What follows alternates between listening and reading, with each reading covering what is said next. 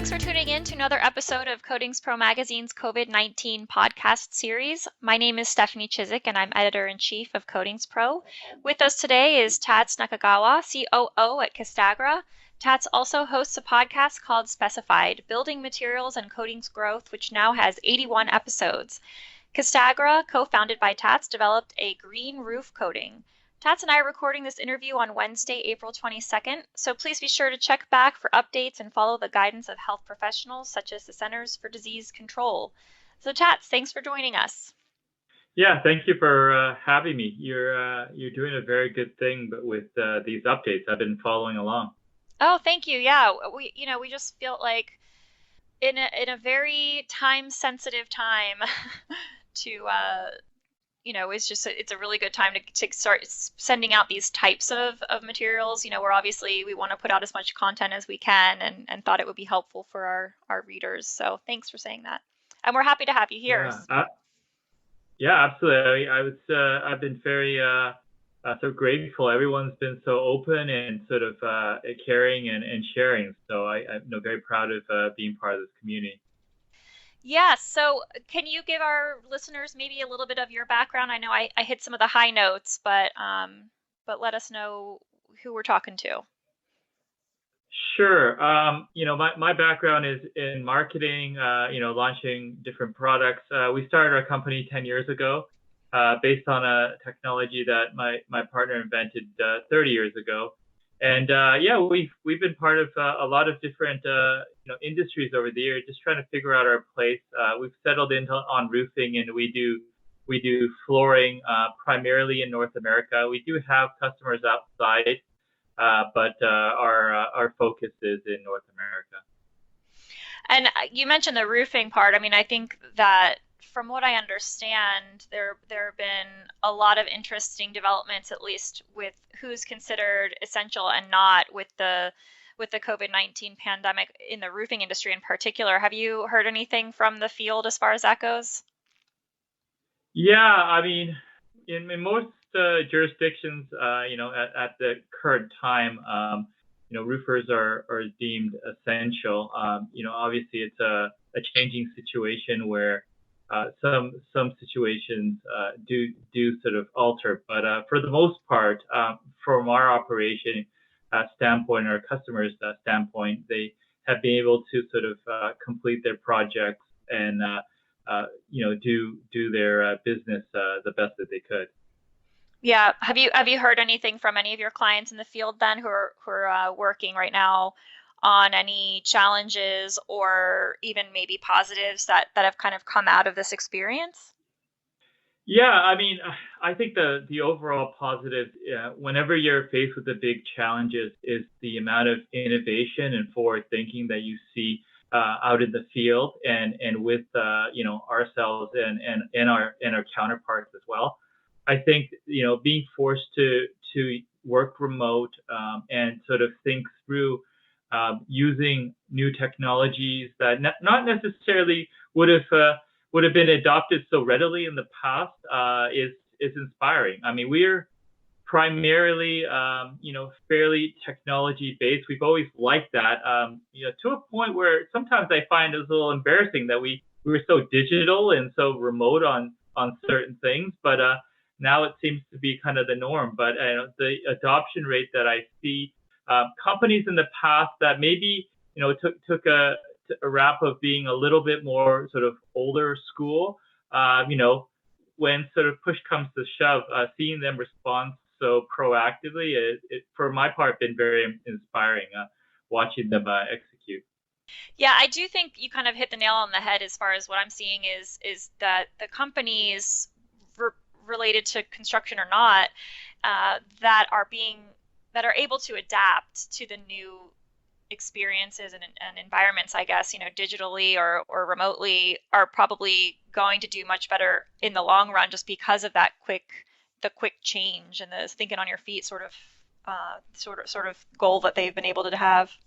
Do you see anything as far as from Castagra? I mean, I know you guys are based out of Nevada, is that right? Yeah, absolutely. Okay. Anything locally over there that's going on as far as, how things have changed in the last couple of weeks?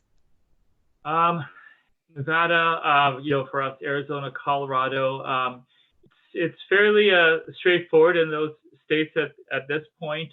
We haven't noticed that much change. Of course, everyone's taking appropriate health and safety measures, right? Social distancing practices. So, we haven't seen any, issues and things that we should be concerned about. But, we have to be very diligent, right? Because things can change very quickly, right? So we're always paying attention to, credible outlets like, yourself, Nace, and other organizations, listening to the right type of information, because there's a lot of information out there that sort of contradicts each other, and you just kind of have to sort of pick and choose what you're going to focus on. And we've really sort of figured out what those sources are for us, and we try to stay close to it. And also, I mean, try to figure out what we can control and what we can't control, right? I mean, there's a million things that could be coming around the corner that could be an issue for us. But just not to focus on those things, just really focus on things that we have control over, and not try to get overloaded by all the things that you could possibly do to sort of prepare in the future. And sort of, because when you carry too much on with you, you get sort of task overload. I remember, it's not a great comparison, but in 2008, our company was heavily in oil and gas. We had most of our clients in oil and gas, and I remember in a span of months, we lost 80% of our clients. Oh, wow. And it was shocking for us. And I remember sitting there at my desk thinking, how are we gonna get through this? And just all the things that are flash into your head, like we work so hard, and then just the feeling gets overwhelming. And I called a mentor of mine that was very, very experienced in going through stuff like this. And I remember he told me something very, very simple, but it made sense, because we're all trying to get advice on what we should do, right? Because even though our company is, not as affected, we're all connected in some way. So in some way, shape, and form, we're all going to be affected. And he told me that, well, what you need to do is figure out what the most important thing you have to do, the next most important thing you have to do. And then you go and you do it. And then once you do it, then you find the next most important thing you have to do after that. And I thought it was really good, because we tend to think, okay, we're so busy, like there's so many things happening. Let's do so many things. Let's cram so many things in your day. And then when you look up, you realize that, well, I'm working at home, and then I'm not seeing my kids, right? And like I'm supposed to be at home to just sort of kind of balance it out. Realize that this is going to be a marathon for us, not a sprint, and that we have to maintain sort of a healthy perspective with your own self, and then also to make sure that the team and everyone knows to stay calm, and that we just have to view this as an ongoing situation. Yeah, I mean, I think those are some really good tips. I also feel like, like you said, we're all in it, and to me that brings a little bit of comfort as well. Just because you're going through a hard day doesn't mean that the next guy isn't too, or we can lift each other up or commiserate. This is definitely a very unique situation where everyone is going to be affected in some capacity. So this is so interesting. Yeah, I saw an interesting thing that someone was saying as well, is that everyone's switching to doing online stuff, right? And some people are very familiar with it, some people not. And then you look up at your social media stuff, and you see a lot of direct messages and people trying to sell you stuff, or they're trying to do all these things. And then maybe an instant reaction, maybe to be a little annoyed at that, but then to think through what the other person must be going through, right? Trying to figure out their situation, and to be more sort of empathetic for what people are doing, because they're all figuring things out, failing and growing, to sort of take something that maybe it's like, oh, why are they sort of being so pushy, to kind of being a little bit more kind. I saw that advice out there. I thought that was really fitting. I think that the opposite end of that is also probably really helpful potentially for our contractors too, where, Yeah. like you said, we're all just trying to figure it out. This is unprecedented. So try something out. If it doesn't work, then, be agile and try something else out until you figure out what does work for you. Yeah, we've been doing a lot of virtual training. We've been doing a lot of virtual inspections. We've been coaching as much as we could our team, our contractors, clients, whoever we can help out. Because we love technology that sort of to make their lives better in any way, right? So we've really made it a goal to try to do whatever we can, and then also take ask for help too for things that we may not be good at. And I think in these situations we all have a common goal, right? People are less sort of back and forth on who's doing what, or if they're with our company or not. Or I think coming together as an industry, as a people, and trying to figure out how we can help each other in any way possible is just the only way to go about it, I think. You guys have done such an amazing job. I mean, you already had been kind of working in the digital space from what I saw on social media, but you've, like I said, you've done the podcast now for a while, and I saw on LinkedIn you're putting out a lot of Tats Talks, which is really helpful, kind of even just thought provoking. So, I mean, I really commend you guys for doing such a good job and being such good partners with all of your customers, and even with us. You're the one who reached out to me and said, "How can we help?" So, I mean, it's just such a huge help for the industry. It's great. Thank you for that. Yeah, no, thank you for your leadership as well. I've been following very closely on how you guys are approaching things, and I've always admired your approach. Well, thank you. Yeah, we're doing what we can. So, obviously, you've mentioned a few things, moving virtually or trying things on the digital side. Do you have any sort of predictions about what these short-term changes could maybe mean for our industry in the long term? Well, I mean, I think the acceptance of virtual training, virtual inspections, the efficiency driven out of being able to do things less face to face when appropriate.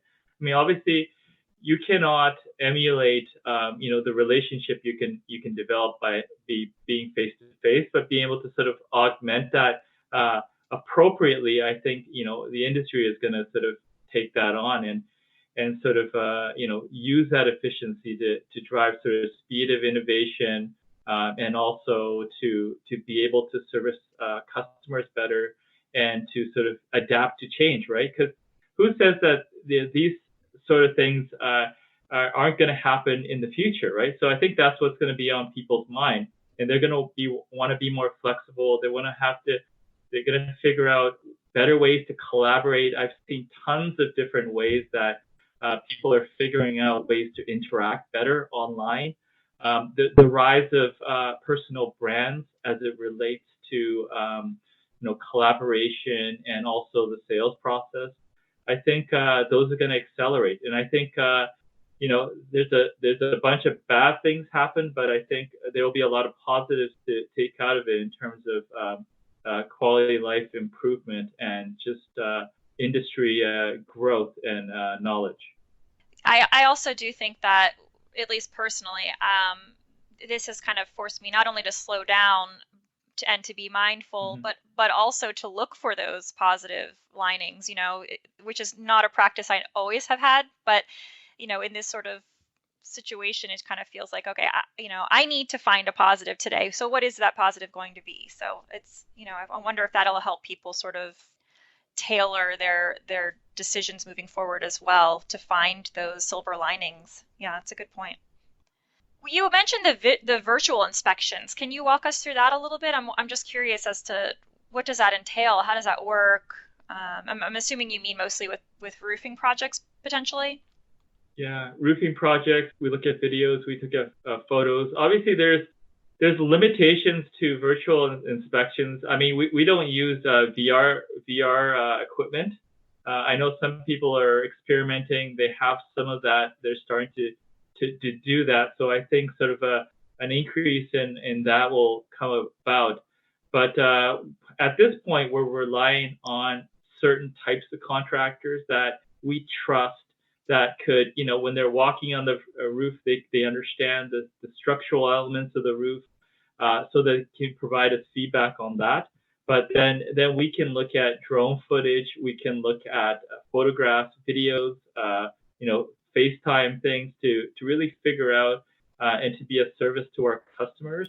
So we can be very responsive, so that we don't slow down any of their projects just because we can't get someone there on site to review the project, whether it's a warranty that needs to be issued or a recommendation that needs to be made. So I've seen that a little bit in sort of the construction side as well, but it's something that we were talking about doing for about 6 to 8 months, and we were kind of inching towards it. We figured it was going to take us 2 to 3 years to really go in that direction, but because of these changes, we fast-tracked it, and so far so good. I'm sure there's a lot of innovation that's going to come as an industry in that area. Yeah, absolutely. And I also feel like there's, it's not the end all be all, of course, like you said, but it has to have a bit of an improvement as far as safety goes. That if you don't have to put someone on the roof necessarily, then maybe we can keep them off the roof. It's definitely always consideration, at least in our part of the world, of what can we do safer to help the contractor at the end of the day. So. You also mentioned, obviously, innovations. I know you co-authored the book Overcoming Inventoriitis. I love that. Yeah. Yeah. Inventoritis. Oh, Yeah. I'm sorry. It's just hard to say. Inventor syndrome, if you want to think about it. Gotcha. What was that? What's that all about? Could you give us a brief kind of overview of that book? Sure. High level, we were working on a project where it was a consumer product, and we were launching it, and we got, long story short, we sold a million units, and we're doing well, and we kind of wanted to take it to the next level, but we had a minority stake in the business, and the inventor wanted to go a certain way, and we just couldn't convince them to do it in a more, in a more sort of commercial way. I don't know. But we were frustrated because he was so attached to his product, rightfully so, but we couldn't understand what that was. And we came up with the word inventoritis, people falling in love with their product. And we start to explore that more and understand, what is a healthy attachment to innovation, right? Mm-hmm. How do you, sort of focus on the goal of innovation is to make people's lives better, and then it not becoming part of your identity. And we started to really explore that. So out of frustration, we wrote a whole book on it. Now, honestly, for us, I think we missed a few things. I mean, it was a while ago when we wrote a book, but, we focused on the technology and not falling in love with the technology. But the key thing that we missed that we didn't write about is that, well, what do you fall in love with, right? Well, you fall in love with the people that are doing it, right? The purpose. That's what you have to fall in love with. So we didn't get that aspect in the book, but I think the first aspect is whenever you're trying to get new ideas to the market, you have to make sure that you're not sort of unhealthy or attached to your idea in a very unhealthy way. And one of the tests that the easy test that I like to mention that I got from the direct response world is, imagine you have an idea and it's 3 a.m. You go to one of your customers or prospect's door, and you kick the door down. You're so excited. You run upstairs. You run into their bedroom. I know it's a little creepy. And then you grab them and you shake them. You say, I have this great idea. I want to tell you about it. And then they're so tired. They're kind of groggy, and they're half awake. And then you go, blah, and you tell them your idea. Now, one of two things is going to happen. The first thing that could happen is they listen to your idea and they go back to sleep. Or they could get excited and then just get, jump up and down with your idea. So you really have to visualize that whole sequence and really be honest with yourself. How good is your idea? Have you just fallen in love with your idea just because you think that's clever and that you're giving yourself a nice pat on your back, or is it really something that's valuable that's going to make the world better and the lives of your clients or your team members better?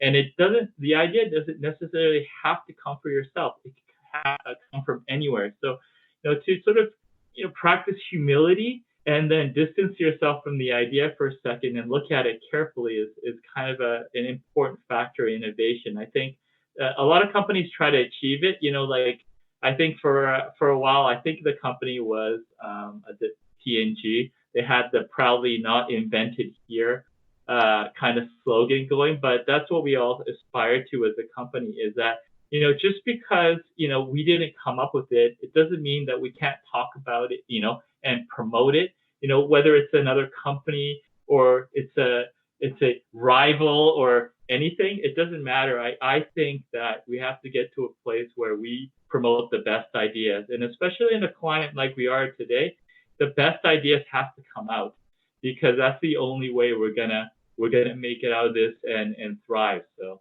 those are my thoughts on that. Yeah, I love that visual. And I think the idea of, collaboration and the humility are probably really useful right now too. That's great. I love that. Something we're pretty familiar with that, at least on the publication side too. A lot of people who write articles, not necessarily for us, but just in general, you're in love with a specific phrase or sentence, and if it gets Yeah. cut, they have a hard time with that. So it's it's an interesting concept for sure. Yeah. Awesome. Any other opportunities you can think of that our readers should know about, virtually or otherwise? There's obviously a lot of opportunities, and potentially people have time on their hands, of course, and there are a lot of contractors who, are probably busier than ever right now trying to bang those projects out. But any ideas as far as you can think of that you might want to share? Well, I know. I think an idea or something that we definitely like to offer is, for myself personally or anyone in our company, we're always willing to see how we can help. So if there's any way that any of your listeners, regardless if they're affiliated with their company or not, it really does not matter. Feel free to reach out for us. Happy to help out however we can. And also happy to also take suggestions, like you said, on the podcast. If there's any guests or anyone that we should cover that, that has a story that we need to get out there, that, that has sort of innovation, entrepreneurial spirit attached to it, I'm open to feedback as well. And also, just again, reiterate, love what you guys are doing. I love what a lot of the associations are doing. I love how people are stepping up to help.